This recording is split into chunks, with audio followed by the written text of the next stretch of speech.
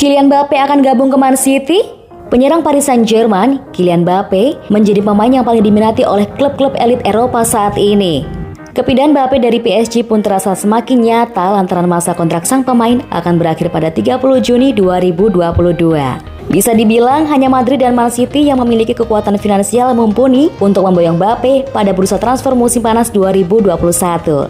Pandemi COVID-19 pasalnya membuat banyak klub mengalami kesulitan keuangan. Menurut mantan penggawa PSG, Carlos Bianchi, Mbappe justru tidak akan cocok bermain untuk Man City. Sebab, The Citizens bermain dengan penguasaan bola dan oper-operan yang sangat dominan. Sementara itu, Mbappe membutuhkan ruang untuk berlari sebelum melepaskan tembakan ke gawang lawan. Seandainya Mbappe bermain untuk Man City, maka ia tak cukup ruang untuk berlari karena The Citizens kerap melakukan oper-operan sampai kotak penalti lawan. Dia perlu berada di dalam tim yang kurang mendominasi permainan. Saya pikir Man City bukan tempatnya, ujar Bianchi, dikutip dari Marca, Sabtu 27 Februari 2021.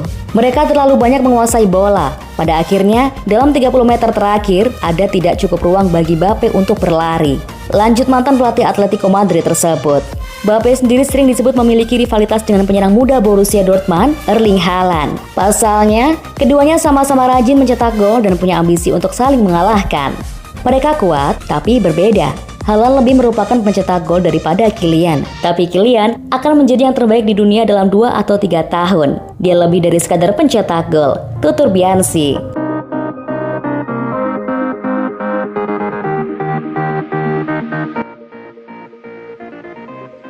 Guardiola perpanjang kontrak di Manchester City.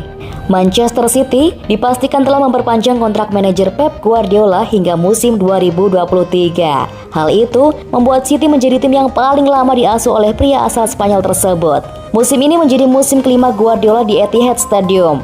Dia dipastikan masih akan bertahan di sana hingga 2 musim ke depan setelah memperpanjang kontraknya pada November lalu. Dalam konferensi pers menjelang laga kontra West Ham United, Guardiola pun mengungkapkan alasannya bertahan lebih lama di Manchester City. Dia menyatakan faktor pemain serta dukungan dari manajemen klub membuat dia memutuskan untuk terus menangani Raheem Sterling CS. Itu karena pemain, klub besar memiliki sukses di Amerika Selatan dan Eropa karena kualitas para pemainnya dan mental para pemainnya, kata Guardiola. Manajer dapat membujuk mereka untuk memiliki mentalitas seperti itu.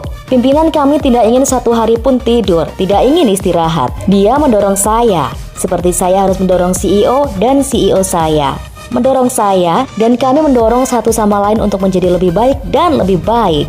Saya datang ke sini untuk menang di Inggris dan kami telah melakukannya. Saya melakukannya. Saya datang untuk bermain dengan cara yang spesial dan saya melakukannya. Pekerjaan sudah selesai, tetapi saya masih merasa kami bisa melakukannya lebih baik. Saya merasa kami bisa menang lebih banyak dan membuat fans kami bangga. Kami bisa melakukannya. Ini penting, kata Guardiola. Ini adalah tantangan. Ini tantangan. Tim yang bermain di Liga Champions harus beraksi seperti ini. Di Liga Inggris memberikan tantangan dan kami harus menerimanya. Kami tak bisa menjadikan ini sebuah alasan. Bersama Man City, raihan terbaik Pep Guardiola di Liga Champions adalah melaju ke babak perempat final dalam 3 musim terakhir. Hal itu membuat dia masih berada dalam bayang-bayang Manuel Pellegrini, manajer City sebelumnya, yang berhasil membawa mereka ke semifinal pada musim 2015-2016.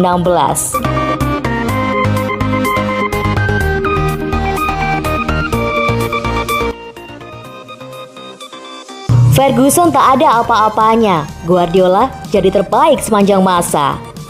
Status terbaik Liga Inggris nampaknya masih dipegang oleh Sir Alex Ferguson bersama Manchester United hingga saat ini. Tapi siapa sangka, ada alasan pencapaian itu tak ada apa-apanya ketimbang Manchester City dan Pep Guardiola. Sebelum eks-pelatih Barcelona itu berkarir di Etihad Stadium, Setan Merah memang dikenal akan keperkasaannya dalam kurun waktu yang lama.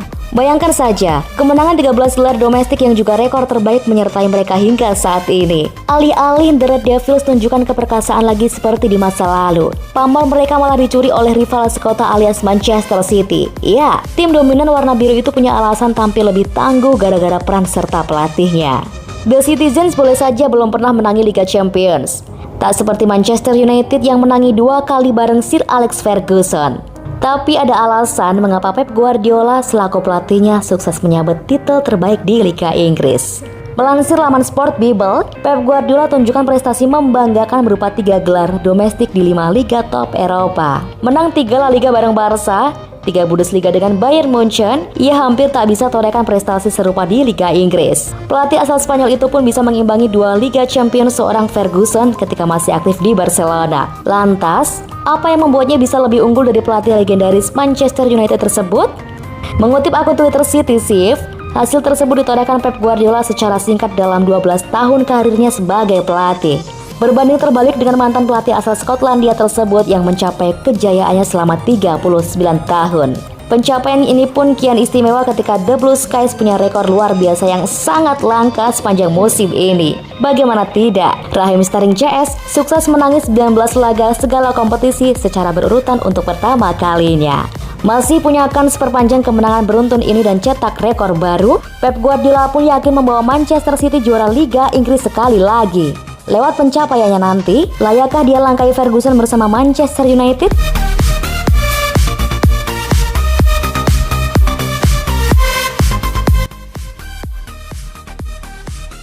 Ilkay Gundogan, Manchester United pernah naksir sama saya, tapi Manchester City bukanlah klub tempat nama Gundogan pertama kali dikenal publik. Sosoknya sudah tercium harum di pentas sepak bola sejak memperkuat klub raksasa Jerman, Borussia Dortmund.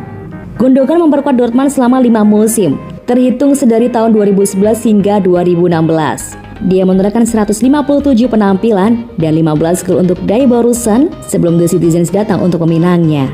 Baru-baru ini Gundogan mengungkapkan bahwa karirnya bisa berada di jalur berbeda, sebab saat memperkuat Dortmund, MU pernah tertarik dengan aksinya. Gundogan mengatakan kalau ketertarikan MU itu pun muncul ketika mereka sedang memantau pemain Borussia Dortmund lainnya, Shinji Kagawa, yang artinya ketertarikan itu muncul di sekitaran tahun 2012. Cukup benar, ada perbincangan. Saya pikir sekitar 2 atau 3 tahun sebelum saya bergabung dengan City, tepat ketika saya bermain untuk Borussia Dortmund, ungkap Gundogan saat berbincang dengan Sky Sports. Salah satu rekan setim, Shinji Kagawa, pindah ke Man United dan seseorang memberitahu kalau mereka hadir di beberapa pertandingan untuk melihatnya bermain sebelum merekrut dia. Lalu saya menarik perhatian mereka. Lanjutnya, kendati demikian, Manchester United tidak mengupayakan kedatangan Gundogan ke Old Trafford. Mereka mundur saat Dortmund memagari Gundogan agar tidak pindah ke klub lain menyusul kepergian Kagawa. Obrolannya tidak berlanjut karena Borussia Dortmund menyatakan dengan cukup jelas bahwa mereka enggan menjual saya. Tambahnya, saya juga masih punya beberapa tahun lagi di dalam kontrak, jadi tidak ada gunanya berbincang dengan klub lain pada saat itu. Jadi ya pada akhirnya itu tidak terjadi, pungkasnya. Gundogan bergabung dengan Manchester City pada tahun 2016 lalu dan telah bertahan selama 5 musim. Dalam kurun waktu tersebut, pria asal Jerman itu sudah mengantongi total 188 pertandingan dan 35 gol di semua kompetisi.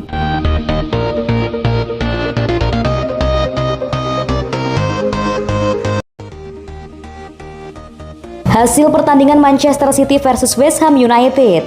Manchester City akan menjamu West Ham United di Etihad Stadion dalam lanjutan Liga Primer Inggris Sabtu 27 Februari 2021. Kick-off akan dimulai pukul 19.30 waktu Indonesia Barat. Berikut hasil pertandingannya. Selamat menyaksikan.